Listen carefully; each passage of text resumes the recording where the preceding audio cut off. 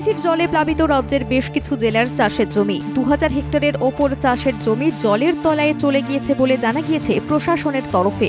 পূর্ব বর্ধমানের রায়না, কাটোয়া, কেতুগ্রাম, মঙ্গলকোট, আউশগ্রাম, জামালপুর, কালনা, গুসকরার মতোই পশ্চিম বর্ধমানের কাকসা, পানাগড় সহ বিভিন্ন এলাকার জমি জলের তলায় ডুবে গেছে। এমনকি হুগলির খানাকুল, আরামবাগ, গোঘাটের মতোই হাওড়ার উদয়নারায়ণপুর, আমতার বিস্তীর্ণ অংশ প্লাবিত হয়েছে।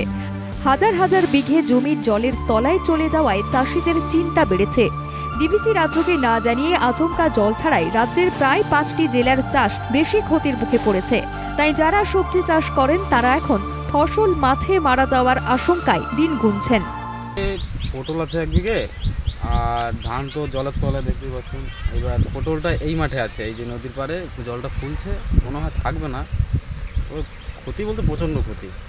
আর এরকম যদি আর 2-1 দিন বৃষ্টি দেয় তাহলে আর সমস্যা, মানে বিশাল সমস্যা। এবার ধানের যে অবস্থা, মনে হয় না যে আর হবে। কাকসার মলানদিঘির বিষ্ণুপুর এবং বিদবিহারের প্রায় 10টি গ্রামের চাষিরা সবজি চাষ করে থাকেন। সেই সবজি বিক্রি করেন দুর্গাপুরের বিভিন্ন সবজির বাজার আর হাটে। কিন্তু এখন লাগাতার বৃষ্টির জেরে প্লাবনের আশঙ্কা তৈরি হয়েছে।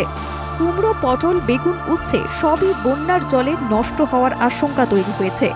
ধান চাষের জমিতে বীজ রোপণের আগেই ধানের বীজও নষ্ট হয়ে যেতে বসেছে। বাংলা সরকার শস্য বীমা চালু করেছে। সেই বীমার সুযোগ নিয়ে কৃষকরা দুর্যোগকালে সুবিধা পান। এককালীন আর্থিক সাহায্য মেলায় ঘুরে দাঁড়ানো সার্থক হয়। বিরাট সমস্যা। সব তো জমি টুমুনি নদীর জলে, সব জঙ্গলে জলে, আর টুমুনি নদীর জলে একদম সমস্ত ধান জমি, কুমড়ো, পটল সব জলের তলায়। এখন একবার খরচ করে চাষ করেছে, সব চলে গেলে এবার কি করে চাষ করবে? সরকার যদি কিছু সহযোগিতা করে তাহলে আমরা উপকৃত হই খুবই। দুর্গাপুর মহকুমা প্রশাসন এবং বিপর্যয় মোকাবিলা দপ্তর প্রতিটি জায়গায় নজরদারি চালাচ্ছে। বহু মানুষকে নিরাপদে উদ্ধার করা হয়েছে। কোনো মানুষের যাতে কোনো ক্ষতি না হয় সেদিকেও নজরদারি চালাচ্ছে জেলা প্রশাসন। অন্নদাতাদের স্বার্থ পূরণে রাজ্য সরকার যে সংবেদনশীল সে কথা বলাই যায়। উজ্জ্বল দাশগুপ্তের রিপোর্ট, বাংলা জাগো।